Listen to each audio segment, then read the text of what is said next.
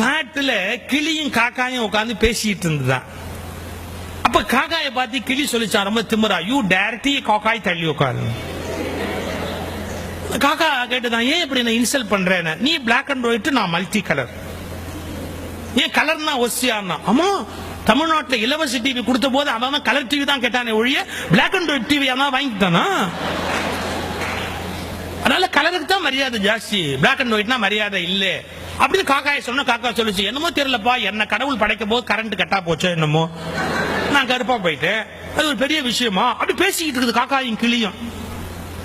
அப்ப வேட்டைக்கு வந்தான் பாருங்க, அவன் என்ன பண்ணிட்டான், நேரா வந்தவன் கபக்குன்னு கிளியை பிடிச்சிட்டான். வேட்டைக்கு வந்தவன் கிளி தான் பிடிப்பான், காக்காயை பிடிப்பேன். காக்கா பிடிக்கிறதா ஊர்லயே பிடிக்கலாமே, காட்டுல போய் என்ன பிடிக்க வேண்டியிருக்கேன். ஆக்சுவலா தமிழ்ல காக்கா பிடிக்கிறதுங்கிற வார்த்தை கேட்டிருக்கீங்களே, அது எப்படி வந்ததுன்னு தெரியுமா? காக்கை பிடித்தல், வேற ஒண்ணும் இல்ல. ஒருத்தன் கால் கை பிடித்தாவது வாழ்க்கையில முன்னுக்கு வருது. கால் கை பிடித்தல், காக்கை பிடித்தல், காக்காய் பிடித்தல்னு போச்சு. தமிழ் அது எப்படி ரூட் வந்ததுங்கிறதுக்கு. இப்ப இந்த காக்காயை விட்டுட்டு கிளி அப்படியே லகத்துன்னு கிளியை பிடிச்சிட்டா. கிளியை பிடிச்ச உடனே நமக்கு என்ன தெரியுது? முதல் லெசன், அழகு எவ்வளவு அழகானதோ அவ்வளவு ஆபத்தானது. எவ்வளவு அழகானதோ அவ்வளவு ஆபத்தானது இல்லையா? காக்கா மாட்டிச்சு, கிளி மாட்டிச்சு. கிளியை பிடிச்சி நேரம் வீட்டுல கொண்டாந்து வச்சுக்கிட்டு அந்த கிளிக்கு பேசுறதுக்கு பழக்கிறா. இந்த காக்கா பின்னாடியே வந்து என்னன்னு பாக்குது.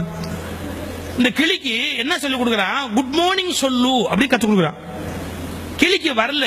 பூண்டு இருக்கு இல்லையா, கார்லிக், பூண்டை சுட்டு நாக்குல வச்சு கிளியை பேச பழக்குவானா. இந்த பூண்டை தூக்கி கிளி நாக்குல வச்சு கீச்சு மூச்சுன்னு கத்துது. அன்னைக்கு அமாவாசை காக்காய்க்கு வாசல்ல சோறு வச்சிருக்கேன்.